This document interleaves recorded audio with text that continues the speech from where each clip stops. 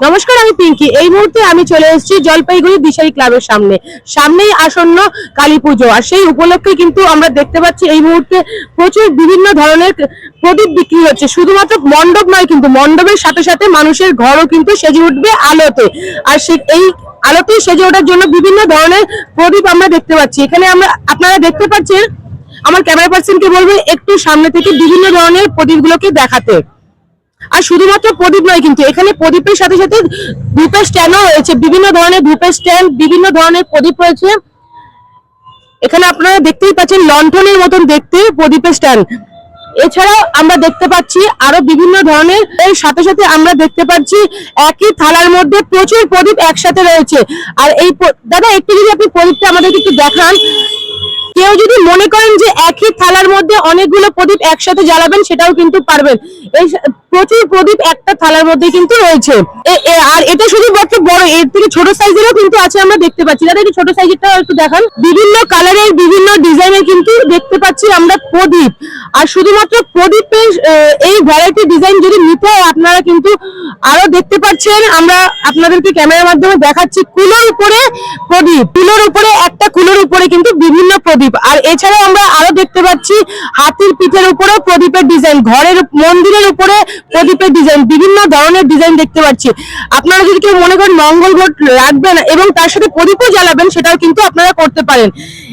এর সাথে সাথে আমরা আরো দেখতে পাচ্ছি বড় স্ট্যান্ড প্রদীপ, যেটার মধ্যে কিনা আমরা দেখতে পাচ্ছি নিচে স্ট্যান্ড এবং উপরে প্রদীপ দেওয়ার একটা স্ট্যান্ড রয়েছে। আপনারা কিন্তু দেখতেই পাচ্ছেন প্রচুর ভ্যারাইটি ধরনের প্রদীপ। আর এই মুহূর্তে আরো রয়েছে বিভিন্ন কালারের, বিভিন্ন ভ্যারাইটি প্রদীপ রয়েছে। আমরা দেখতে পাচ্ছি মাটির প্রদীপ, তার সাথে রং করা, বিভিন্ন রঙের রং করা প্রদীপও আমরা দেখতে পাচ্ছি। আমরা কথা বলে নেবো একটু বিক্রেতা দাদার সাথে।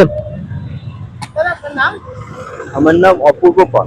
আপনি কোথা থেকে এসেছেন? আমার বাড়ি শিলিগুড়ি মাটিগাড়া। শিলিগুড়ি মাটিগাড়া থেকে। আমাদের এগুলো মাল আসছে মাটিগাড়া থেকে এবং কলকাতা কৃষ্ণনগরের সাইড থেকে আসে, দত্তপুকুর থেকে আসে। আমাদের বিভিন্ন জায়গা থেকে মাল কালেকশন করা হয়।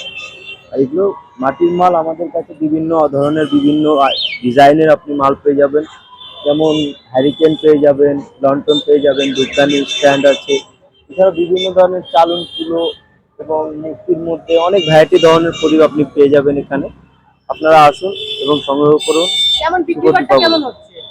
এখনো কালী পুজো তেমন আসেনি, এখনো দেরি আছে, এক সপ্তাহ, আশা করা যায় ভালো হবে। ধন্যবাদ।